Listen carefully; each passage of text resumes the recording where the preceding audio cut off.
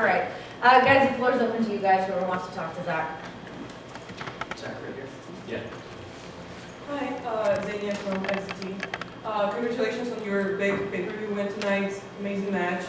And now that I think you had your biggest win in AEW so far, your appearances, do you have your sights set on the title possibly or another big opponent? Well, obviously this is like my fourth AEW pay-per-view match and like my first victory. So I think going into this match, like Orange Cassidy, I think sort of felt I was disrespecting him. But I don't think there's a wrestler in the world that like respects Orange Cassidy more than me. I think anyone that knows like my personality or like my taste in like music and film probably think that I'm like a pretentious wanker. But I actually knew that Orange Cassidy was cool way before all of you. Like 10 years ago, like roughly we were like in the Northeast Indies, and if like I was on before Orange Cassidy, I'd be at like the merch stand watching the match and losing my mind, and the rest of the crowd was like, what is this maniac doing? So like we both wanted this match for a long time. Obviously I hoped it was going to happen last year, like it didn't work out. So yeah, like self-contained, like to beat Orange Cassidy is massive for me. Like not only for it to be my first AEW like pay-per-view victory. I think if there's anyone disregarding how talented Orange Cassidy is at pro wrestling, they're a fucking idiot. So it's massive for me.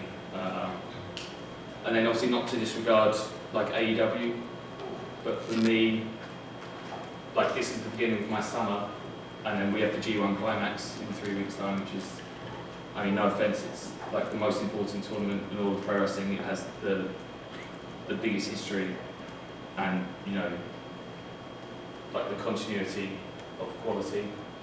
And like my objective and goal right now is not just reach the top of New Japan as a foreigner, but to reach the top of New Japan as the top. And then my motivation and all of my responsibility is to carry New Japan into the future. Thank you. Hi, Phil Strug from USA Today Sports Media Group. You and Orange Cassidy both are two of the more unique styles that anybody's going to see on a card that has a lot of unique styles. What kind of unique challenge did this match pose to you personally to get in there with him? Thanks. To be honest, there was like no challenge because Orange Cassidy is one of the most unique pro wrestlers like in all of pro wrestling, and I mean whether it's stubbornness, but like my entire sort of motivation since I started wrestling 20 years ago was to try and wrestle as true to myself in the way that like I feel is what, it's not what I think pro wrestling should be, it's like what I want to be as a pro wrestler. So in that sense it was quite liberating because that match could only be the match that we were going to wrestle. Like I don't feel any sort of pressure on trying to bend to other expectations. You know, I'm very happy with the match. I think that's what it should have been. And also I feel like it's not a, I don't think that story has ended because, I mean, everyone should have known how skilled Orange Cassidy was. Like he wasn't just keeping up with me, he was outdoing me at multiple occasions. And then just luckily I'm the best technical wrestler in the world. So I got him in the end, but it was a little bit dicey a couple of times. Lyrics win SNME Radio. So you've had a lot of high-profile matches this year. Bryan Danielson in Osaka, last week, Hechicero in Arena Coliseo, obviously tonight versus Orange Cassidy, and you've been a bannerman for British technical wrestling.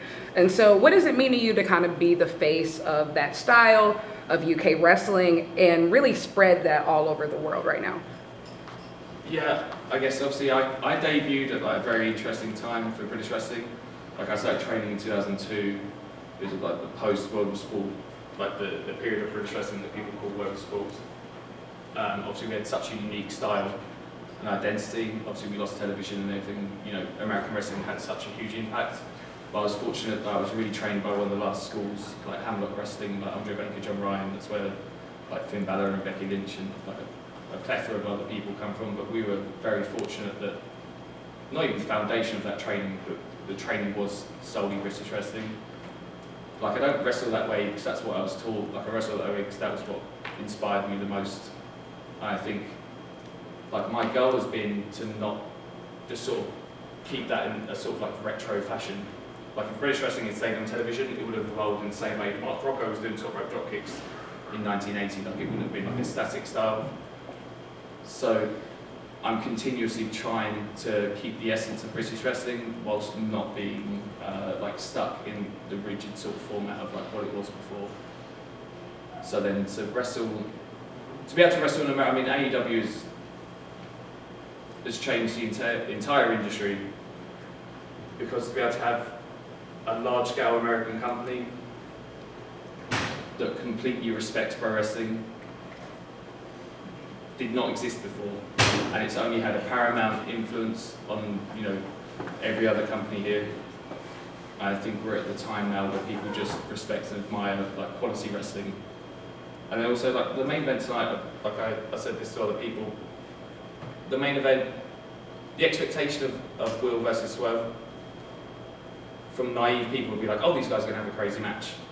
The match wasn't special because it was a crazy match. The match was special because people are completely invested in both of their characters and how much depth they have, and it's almost like a bonus that they are so immensely skilled. So I think, like, I'm motivated as a British wrestler because now it's unparalleled. Like the Forbidden Door at first was somewhat forbidden. Now it's slightly naughty. But what's special about this year is that we have Stardom and CMLL involved.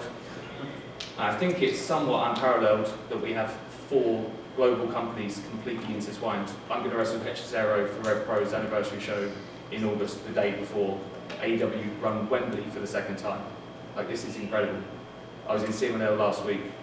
Hechizero wrestled MJF tonight. Like, what is going to change the industry, or at least progress it further, is those 4 companies absolutely completely intertwined, and then I want to be as much of a, involved in that as much as possible. One more question. Hi, Kate from Fightful. Somebody else who got a win on tonight's card, Bryan Danielson. You guys are 1-1. I have to ask for sickos like me. Any hints at where the 3rd one might be? I think we were talking about the North Palm. What's the weather like this time of year? We've, of course, our first match was in England. We had a rematch in Germany that's somewhat forgotten, and then we had the match at Wrestle Dream in Japan. I know that Bryan says he's winding it down, but he's a pervert, so I can't imagine. in a wrestling sense, I'm not against his character. We at least have to have one more match in England. And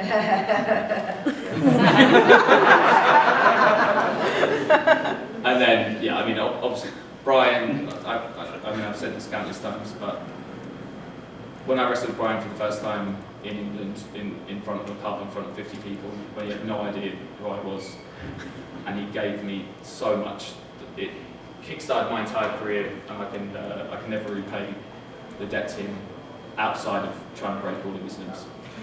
So I'm yet to tap out Bryan Danielson, so we have to have at least one more match where he lets me try. Zack Sabre Jr. Charming as always. Thank you so much for joining us tonight.